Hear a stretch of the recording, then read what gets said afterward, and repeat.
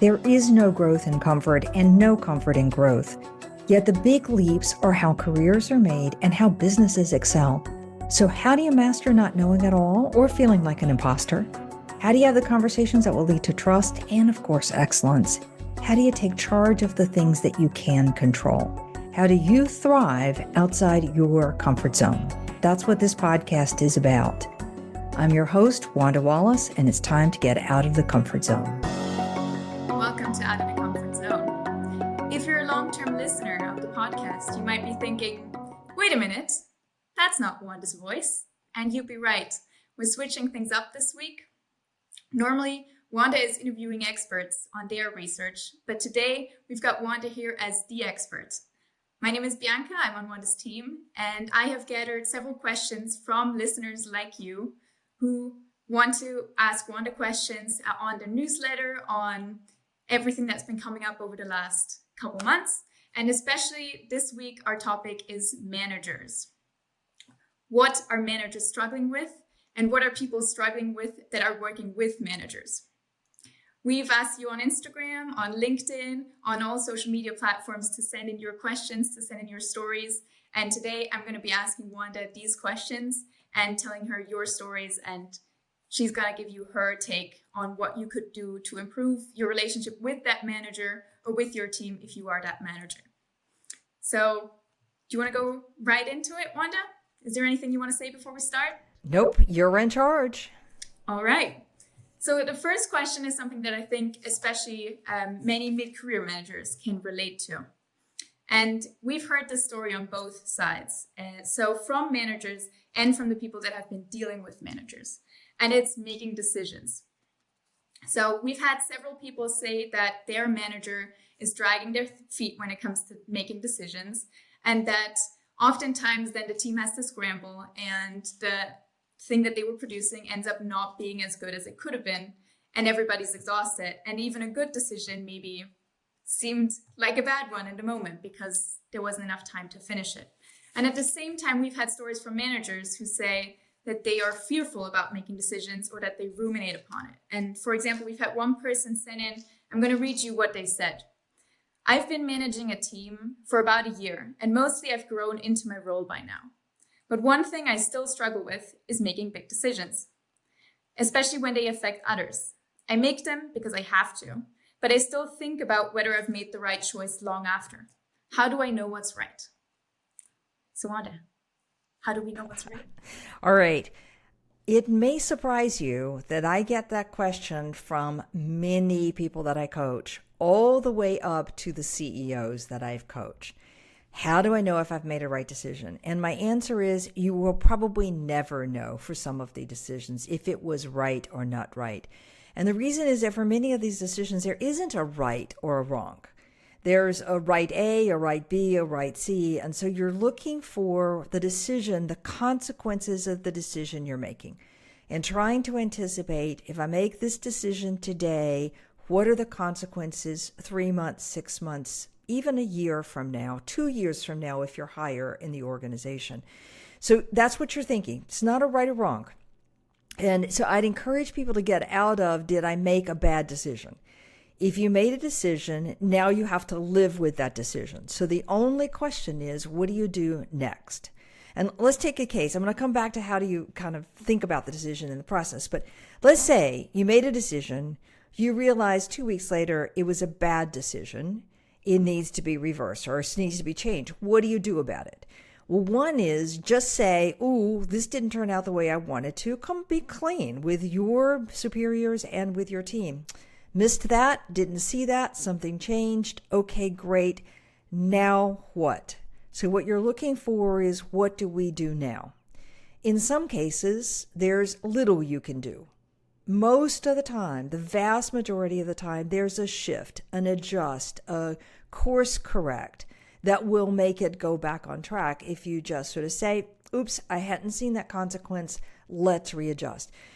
So what I want you to do is to worry less about was I right or wrong, and worry more about what are the consequences of the decision. And then if it isn't going the way you're expected it to go, then I want you to think forward. What next? Not look backwards and beat yourself up. Does no good.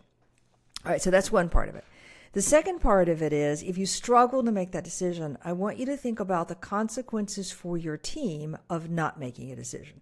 As you rightly said at the beginning, it slows down work. People are waiting on you. They can't make any progress. They don't get any tests done. They don't get any data in that says, should we go A or should we go B? So when you think about the consequences of not deciding, hopefully it gives you a little bit more courage to take a decision. All right, so there's two parts to consider. Look forward only, course correct if you need to. Don't be afraid to say we got it wrong. And then think about the consequences of not deciding. Now, the third piece of this one is, let's say it's a big decision, like are we going to invest several $100 million in a product or whatever number it is for you? Are we going to invest in this? That is a big decision. You don't want to make that decision day one. But you can make the decision to say, right, it's worth pursuing this investment. So could we make a small decision? Like we're going to pursue this and this as options, but we're going to reject C, D, E, F, let's make a small decision. That puts you on the next stage with some more information, with some more indication, moving towards that big decision, but you're one step closer to having the data you need to know where to go. And then you make the next small decision and the next small decision. It's like one of my podcast guests, I can't even remember who now. So whoever it is, write it in and claim credit for this one. But one of my podcast guests said, you want to say, what do we have to decide today? And what can we wait till later to decide? Make what you have to decide decision today. And if you can wait, then wait until you have to decide. So that's as you as a manager, all right? Now, part of your question was the reverse direction, which is what if I am dealing with somebody who can't make a decision? How do I manage that person? All right, so I have two pieces of advice for you. Number one, get really smart about what that manager is struggling with. And you may think they're just can't decide. They're just being slow. Well, it's entirely possible that their boss is not on the same page, or that their boss's peers are not in agreement, or that the boss's boss has something to say about this, or that 5 other people need to weigh in before they feel like they can make a decision, or they're reversing a decision that one of their superiors made. There's so many reasons that your boss may be hesitating. You want to get smart about what that hesitation is about. That will make you a little more empathetic, but it also gives you clues about the kind of things you can do, like what information can you bring, who can you go and talk to, how can you get more information. And let's say it's a boss's peer that is causing the hiccup. All right. Do you have a colleague in the boss's peers organization that you can talk to and get some insight on and understand what the problems are over there and propose something for that might help move it forward? So it's not like you're reaching above your boss. You're reaching out to your peer level to say, can I get information here that will help us move forward? So first piece of advice is get smart about why. What is your boss hesitating on? And get out of the judgment that they just can't decide and look broadly around what may be slowing that decision down. Okay, then second piece of advice is a direct conversation with your manager. So manager, not making a decision on this is really slowing everybody down and really demotivating the team or whatever the scenario is. And ask, is there a piece of data you need that will help this move forward? Can we do a small test here to see if A or B is right?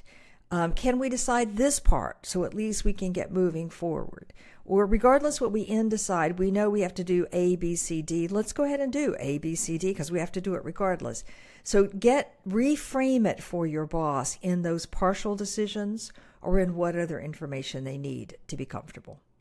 If you do that, I think you're going to nudge your boss towards making a decision. So if you're a manager, it's about thinking of the consequences of making the decision and also of the consequences of not making a decision. And if your manager is dragging their feet, figure out why and try to get smart about it and maybe confront them and tell them, what could we be doing to speed this along? And what are the consequences if we don't? All right, I'm going to make a language correction, Bianca, as I always do with everybody when I'm coaching. You said confront. This is not a place I would confront your manager, because if you confront somebody who's hesitant, you're going to put them in defensive mode. You want to have the conversation that just lays the facts on the table. But don't go so far as to say, and manager, you're holding us all up, because then they get defensive. So just sort of say, I'm keen to move this a step forward because the team is impatient. And what do you need? So I can do that in a non-confrontational way, and I think you're going to have a much better response with that. I like that, Wanda. That's great. Speaking of communication about decisions with your team and your boss, when would you say is it the right time to involve your team and your boss in a decision you're making? When is it not a right time? I mean, okay, if it's a decision about a reorganization or firing somebody or, losing half the organization, maybe you have to be careful about that. But the biggest mistake I watch managers make is thinking that they are supposed to know all the information. They're supposed to have some keen wisdom and insight and then come back and announce it to the team. And when you do come back and announce it to the team, what you find is the team is not bought in. They're going to drag their feet. They're going to have a dozen questions. Eventually, you just may say, we'll do it that way anyway. It doesn't work very well. So the sooner you involve people in the decision process, the smarter they are, the more eyes you have on the data and the information. Everything's just better. So your job as a manager is not to know it all. Your job is to guide it, to steer it. You may have the final authority that says go or no go, but by the time you get to the no or go decision, I want that to be a foregone conclusion with the majority of the team because they've been invested.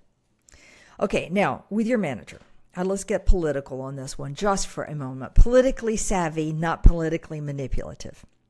Sometimes your manager is not keen on an action you want to take, and you know that. So going to your manager and saying, I'm going to work forward on this decision and I want your input on it is probably not going to work very well. At the same time, hiding it and pretending you're not thinking about that is also not going to work very well. So we need to be very smart about this. We need to start by, again, understanding what's the manager concerned about. Take note, I need counter arguments for each of those concerns. All right? I might come back and say, I know you're worried about A, B, and C, but what if we do this? Would that relieve your worry about A and B? Okay, great. Now I can go tackle C. There's a lot you can do to build momentum to bring your boss along if you have the question of what if, what about, curiosity with it. And then you get your team engaged. Well, are we right? Does this really work? Okay? So think carefully about what your manager is seeing. Ask, keep the conversation open, and then get some information on the backside. Again, I'm a big fan of running an experiment. If you can't make it work in a small experiment, you're probably not going to make it work at scale. So save everybody a bunch of hassle on that one. I like that. Yes. And I think since we're on the topic of communication and improving communication with your team and within the manager and the team, and also the problem with we're halting progress if we're not communicating what the strategy is and what decisions we are making and why. I want to read you a comment from another reader who said that my manager seems overwhelmed and, I quote, is giving off headless chicken vibes, meaning they are constantly busy but seemingly without direction. There is no vision that is being communicated, and so my team just doesn't understand the why of everything that is going on and that we're delegated to do. No one ever gets out of our seemingly senseless stress loop. So I think that sort of ties into I'm sorry. Yes. I'm sorry too, but All right. It ties into it. That is not communicating decisions, not communicating strategy. Would you agree with that? Okay. All right. So I have two reactions to this, and I'm going to give my reactions first, and then I want to come back to the question and try to actually give some advice for this person. So first off, every company that I am spending time in, on every continent that I am spending time, in every industry that I'm spending time, and at every level that I'm spending time, CEO all the way down, I am hearing this equivalent of headless chicken. Now, I don't think people are trying to run around like headless chickens, but what I'm hearing is that people are so overwhelmed. So, for example, I heard from someone I know incredibly well, have worked with for a long time, very savvy leader and manager, who said, and I'm quoting close here, I am so busy getting things done that are essential to get done that I can't even think 3 months ahead.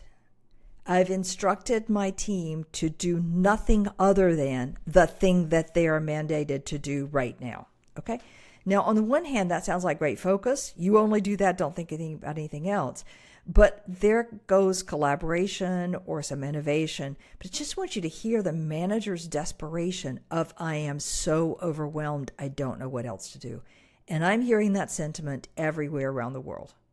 So the headless chicken problem is really that sense of overwhelm. And if you know it, you feel overwhelmed, you're literally spinning around in circles. You know, you look at this and then you can't concentrate, and you look at something else and you can't concentrate. You look at the third thing, you can't concentrate. And so you just spin. And that's exactly what I think the listener and the person who's written in is experiencing from their manager. So if that is you as a manager, I need you to understand that A, it's incredibly apparent to everybody working with you, peers, bosses, juniors. B, you have got to get your stress under control or else. And I'll give a plug. Go check out a little ebook, Hack Your Hassle. We'll give you some advice about how to do that. But you've got to get that under control, because otherwise you can't actually spend the hours that you have in any productive way. And there is a bit of getting focused on what really will move the needle and being careful about what looks good in a candy store. You know, like, we don't want to choose all those would be nice to haves. We got to get really, really focused on what makes a singular difference. Okay, so that's the advice for the manager.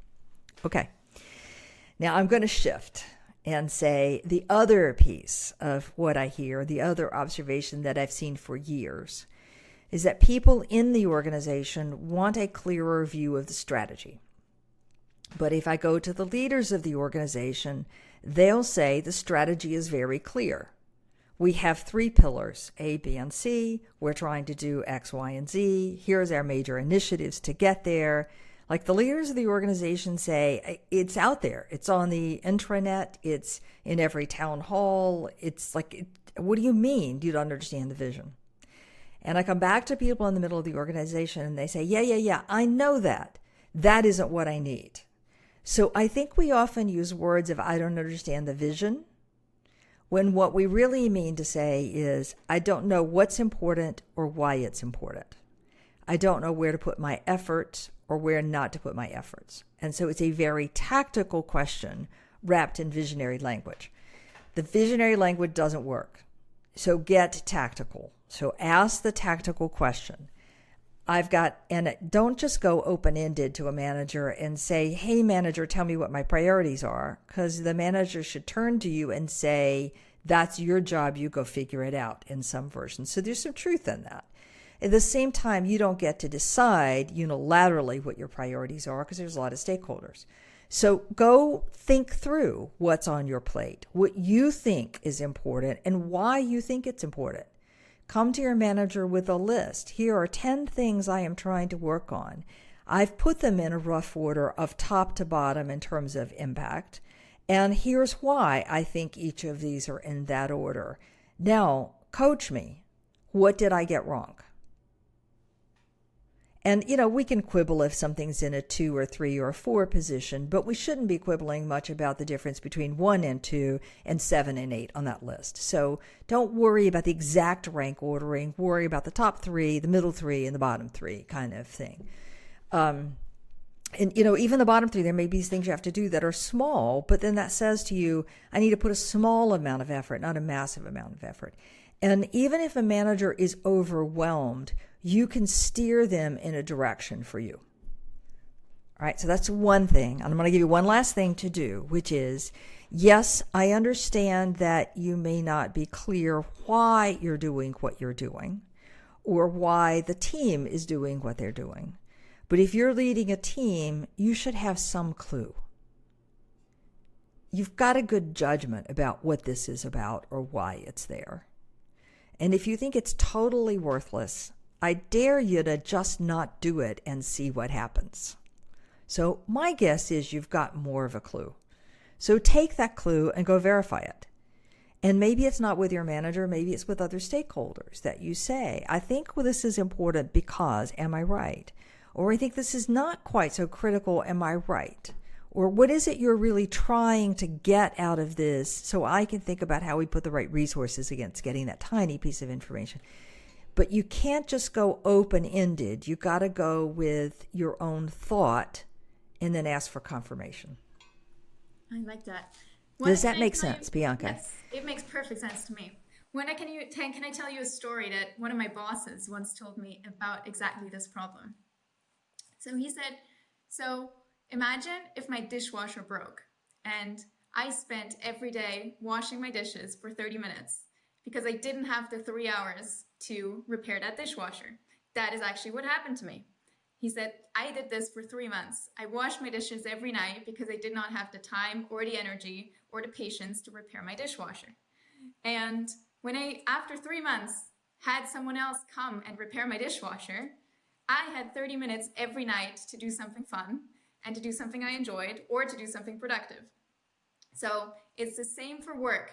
We know that we need to repair the dishwasher, but in an office setting, we never stop and think about what it is that is eating up our time with no reason that we could be fixing or that could be something more strategic that we're working on. So what's your dishwasher? Absolutely. Absolutely. Great story. I love it. You're absolutely right. We do that every day, just kicking the can down the road, hoping that tomorrow will be better. And it isn't usually. It doesn't. You're spending time. I want to go back for a minute. Yeah. Go ahead. Yeah, that's right. That's right. So take the time. Take the time. I know it's an investment of time, but then think about how much you get back. And everybody engages in this wishful thinking. Tomorrow will be easier. So you don't do it, and then tomorrow will be easier, and then it becomes it's weighing on you, and then you don't sleep, and then your manager's upset with you because it's not done, and then it just slides. It's not worthwhile. To do it. I don't have 3 hours. I have 30 minutes a day. But how many days do you have? Well, okay, I would argue that take that task of repairing the dishwasher or whatever it is and break it down into its micro pieces, because there are micro pieces. I need to ask 5 people who they use as a repair person. There's 5-minute task. Send 5 text messages. Then I need to look up the phone numbers for those 5 references. Okay, there's another 5-minute task. And then if you break it down and you do 5 minutes every day, it won't take you 3 months to figure out who to call to get your dishwasher repaired. Mm-hmm. I agree. And it's your job as manager we look at the big one. What the dishwasher is. What is the bottleneck that is holding everybody back? And that's what only you can do. That's right. That's right. Great. That is what only you can do. All right. I want to go back to this notion of the team that reports to me doesn't understand why we're doing something. And by the way, neither do I. Mm-hmm. Okay? All right. So we've talked about what you do as a manager if you don't know why your team is doing something. But your team should be rightly holding you accountable for why are we doing this? This makes no sense. And you should have some judgment. I mean, why did you ask them to do it? You had some reasoning. Tell them. And, people always say to me, well, we're doing it because it's our turn to do whatever. Really? That's the best answer you can give people? Like, there's a better answer if you just stop. It's like your parents said to you as a kid, you do it because I said so. Like, you got to do a better job with your team. And it's not that hard if you just stop and think about it. Great. And I mean, sometimes even if you have a reason that motivates you, it's not the same reason that motivates your team. And I think that's also something to be aware of. And that's also something that someone actually sent in. Yeah, before you go to the sentence, let me say, you said an important part there is I may be motivated because I want to make a contribution to my peers or I want to impress my boss. That doesn't mean my team is motivated by that. So I may still ask them to do a task, and I may still explain to them why this task is important to the organization, to my manager, to me. But it isn't the thing that's going to motivate them. And to motivate them, I've got to understand what do they want to learn and how does this task help them learn that. And sometimes, granted, we ask people to do a payback to the organization. Fine. Ask that. But then don't ask that for every single task you give. Yes, absolutely. And that actually fits perfectly with the next person who sent something in. Kazi Toneva on LinkedIn said, I see many managers who expect others to be just like them without taking the time to understand their staff and how they operate. So that's why conflict arises. Conflict arises for many reasons, but it does. So anybody who's been listening to me in the last year knows that I have been saying every single episode I can, and I say this with every client and every coaching engagement and so on. Whatever motivates you is unlikely to be the same as motivates everybody on your team. Whatever pushes you to do more is not going to be the same for somebody else. People don't think the way you think. They don't communicate the way you communicate. They're not motivated the same way you're motivated. They're just different, and there's nothing wrong with that. You're not trying to turn people into mini yous. Okay, granted, on occasion, that might be a nice strategy.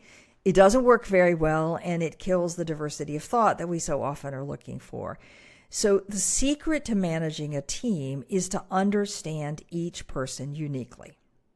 All right, and I'm going to make this super simple for people who don't understand that. Number one question, know something about that person's outside work life. What do they care about? What are their hobbies? What are they trying, just like what do they do with their time? And it could be anything, just any small thing. You need to know something about them personally, right? Are they on a sports team?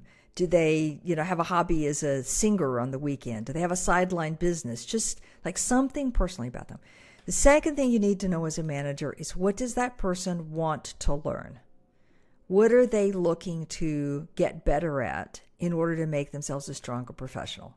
Now, yes, they may not stay with me as the manager, but that means they're going to have really good experience. That means I'm going to upskill them. I'm going to get more out of them. And that's a win at the end of the day. But I need to know what everybody is looking to learn. If I know what everybody's looking to learn or looking to develop, then I know where my motivation angles are. Okay? So if you just know those two things, you're part of the way home. If you're looking for the, kind of graduate course, then I need to know how each person prefers to communicate. What's their comfort zone on communication? Are they good thinking on their feet or not? Do they have a very strong outspoken personality or more reticent personality? Are they very candid and prefer that direct, hard-hitting message or not?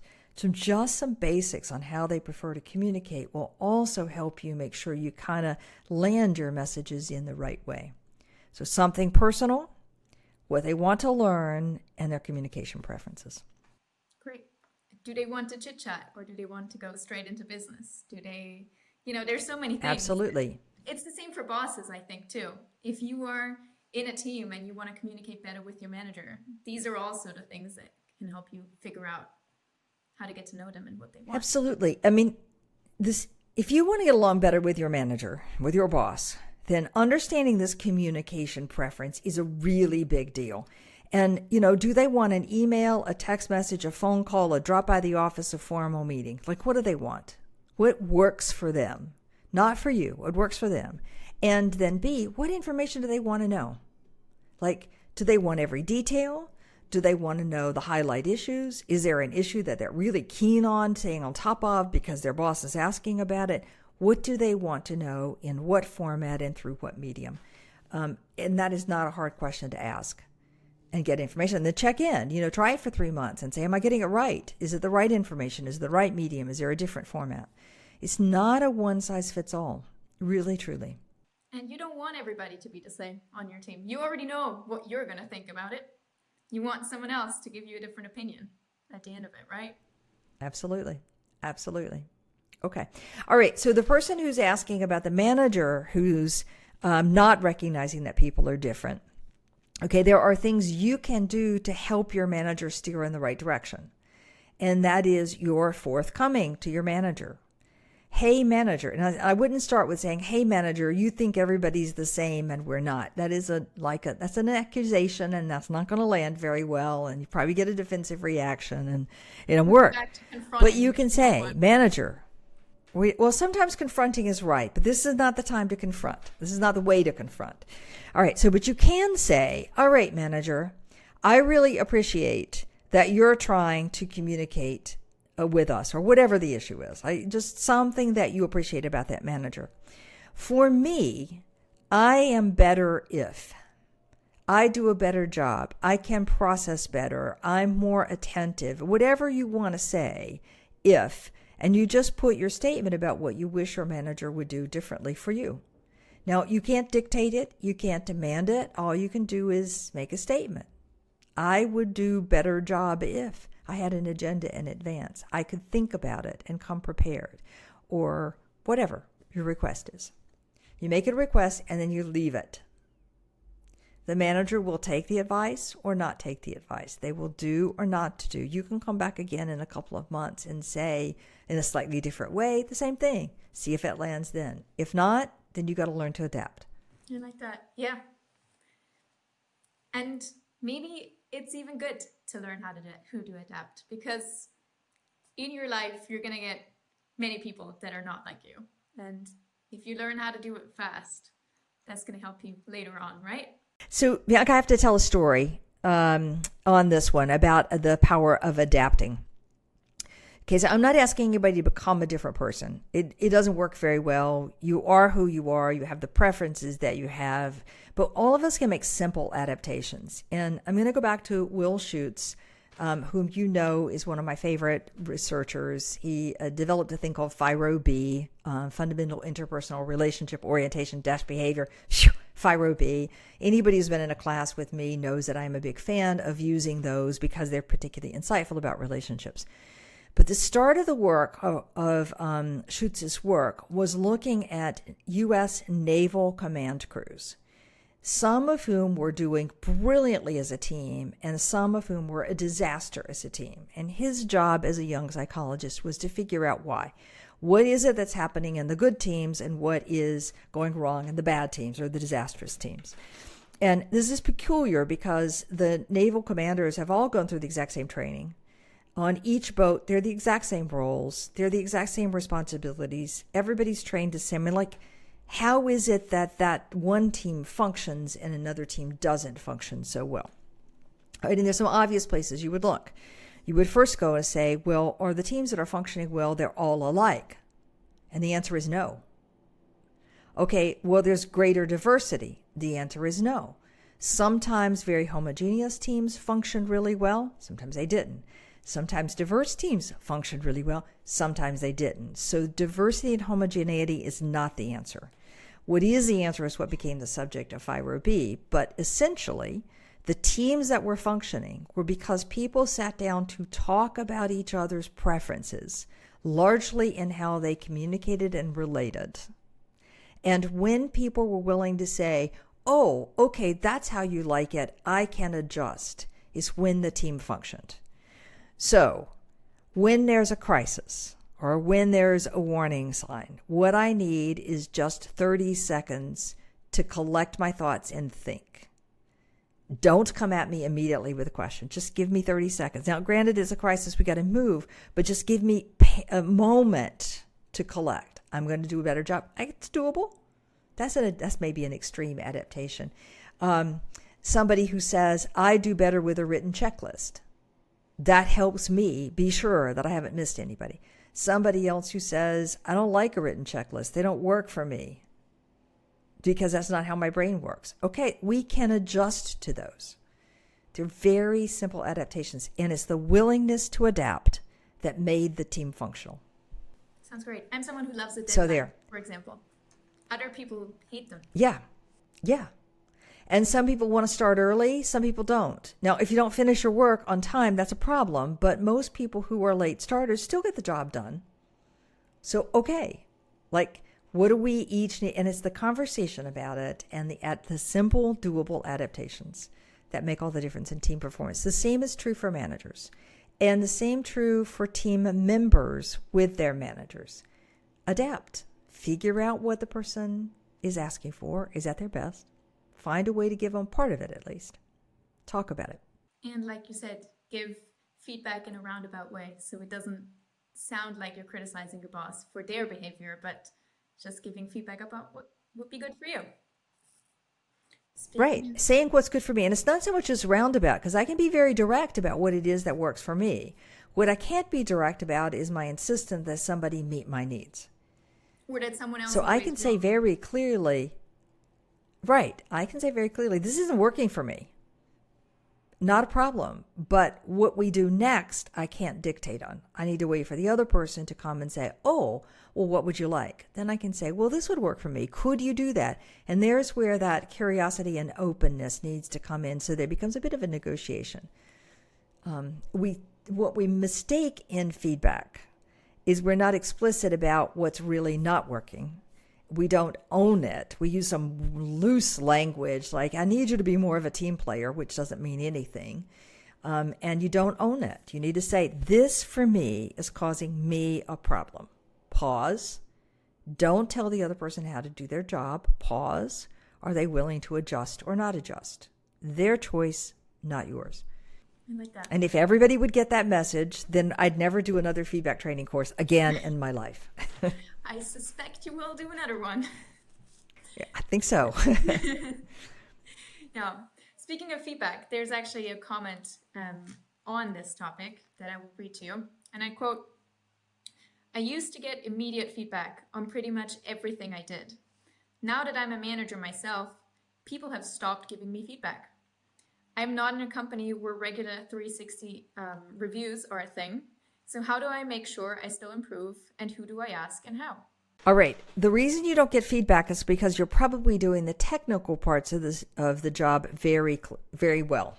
All right. So early in your career, you get that easy feedback that is much more technical. You made this mistake. You forgot that. This didn't check. Next time, let's do that. You need to bring this person in. Here's how to say that. It's much more tactical. Okay. As you become a mid-level manager and above, the issues for improvement are much more nuanced and much more subtle. And they're loose things like people don't understand what you're talking about, or you don't hold the attention of the room when you're speaking, or you look too nervous in front of the senior leaders.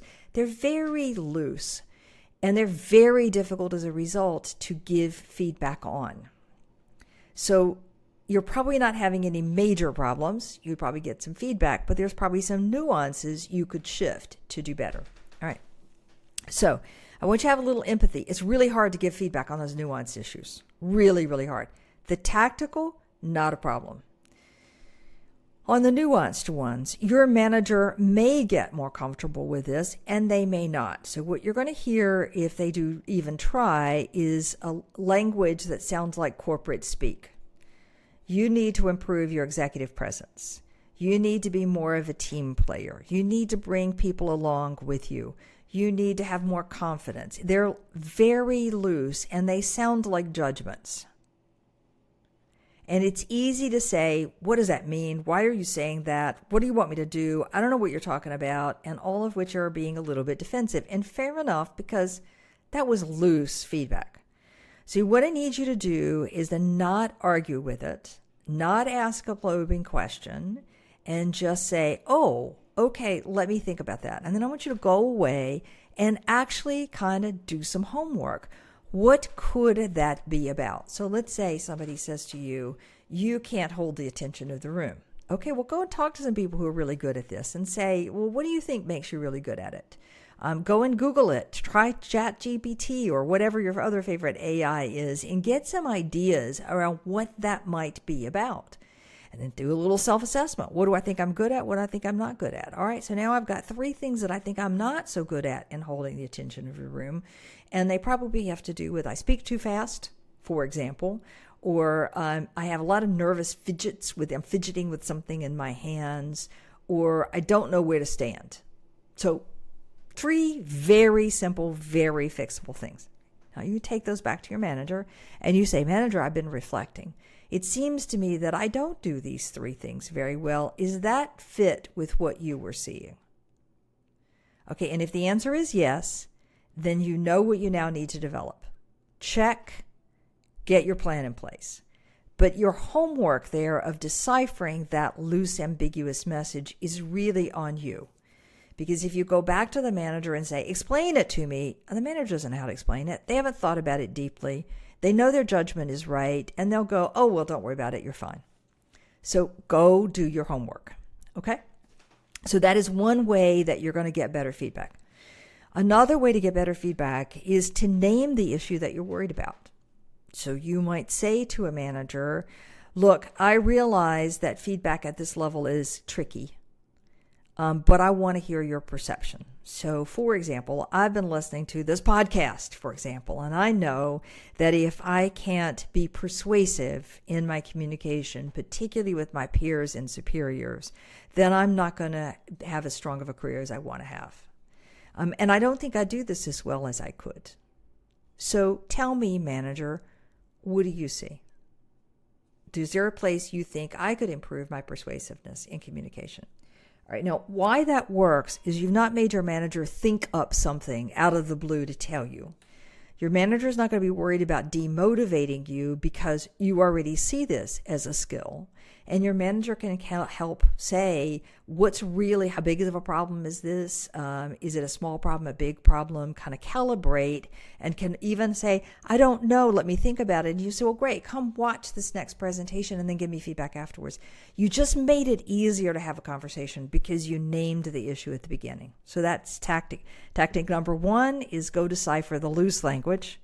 Tactic number 2 is to ask a very precise question. All right. And then tactic number 3 is skip your manager. You can ask anybody in the organization that you work with one of my favorite questions, and it comes from Sheila Heen. I have to give her full credit because this is her question. Just say to somebody, what's the one thing that if I do differently would make a difference for you? You're not promising to do it. You're not saying this is changing my career. You're just asking what one thing would make a difference to you. And I find most people will give you something, especially if they work with you on a regular basis. They'll say, it's not that hard. And if you've been shown that openness, then I think you can get some answers. Collect that from 5 or 10 people that you're working with. Look for the similarities. Well, there you go. That's what you need to work on. And do it one at a time. And then you make sure that you're not getting... One at a time. You're fine. And you are fine. We're looking for polishing.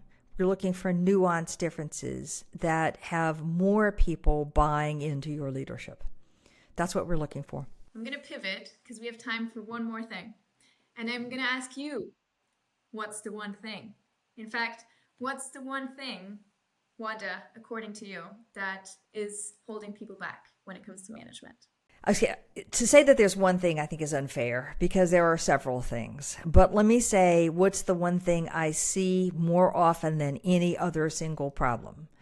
And that is this inability to get the balance right between being in the details and being in the clouds. And let's admit, some details are needed and some clouds are needed. I need both, but I got to get the balance right. And it's a balance for the situation. The tendency I see way too often is you know all the details. Or maybe you don't know all the details and feel you need to know all the details to understand what's going on in the team. And so you spend way too much time diving, demotivate the team, end up owning all the actions yourself because you think somehow you are the only one who can do it, or that your team isn't ready, or they're letting you, so you think they can't do it. But that too much time in the details. And people who do that will justify that 101 ways. And if you're listening to my words and trying to say, yes, but, I am telling you, you're already too much into the details. The fact that you say that means you're too much in the details. So it's a huge thing. The reason it's a huge thing is because you're never letting your team elevate itself. You're not showing to your managers that you've got the capacity to do more. You're not focused on what is it that only you can do and what are the big things that you need to move. You're not letting your team grow. You're overprotecting them. It doesn't work. So I see that more often than not. Now, occasionally I see people who are too much in the clouds. So they don't actually know what is going on with the team, or where the team is struggling, or where the team is not performing the way they're needed by other parts of the organization. But the most common problem is too in the details. So I'm going to give you a story about this. All right. So a woman that I have coached recently has just taken a big new role, major step up.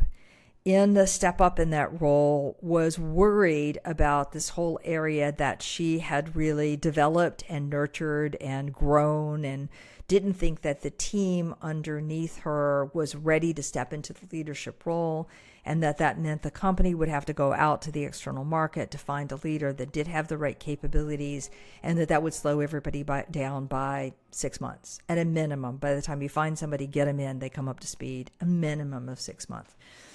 But she's going to take the new job for a host of wonderful, appropriate, and for the organization, good reasons. All right. What happens is that one member of her team, who was maybe closer than everybody else, is suddenly elevated to take her old job. And guess what? That one member is succeeding way faster, coming up the curve way faster than she thought possible. All right. There's the biggest clue you have that your team has more capability than you've been permitting them to demonstrate. So, you were too far in the weeds. Easy to see. And the caution is, if you're overprotecting your team, you're never really testing what they can do. So stop. It's not good for them. It's not good for you. It's not good for the organization. That's the thing, Bianca, I see more often than not, that too much in the weeds and can't get yourself out of it. Great. I love it. Well, that's us for today. Otherwise, we get too much into the details. So, absolutely. To all the listeners, if you ask more questions, you're going to get them answered, as you can see here. And do reach out, send us a message, send Wanda a message on Instagram at Wanda T. Wallace, on YouTube at Out of the Comfort Pod, or on LinkedIn, Wanda T. Wallace. All right. That's us for today. Any last words, Wanda? Nope. See you next time. See you next time. Keep those questions and comments coming in. We'd love to hear from you. Thank you for listening.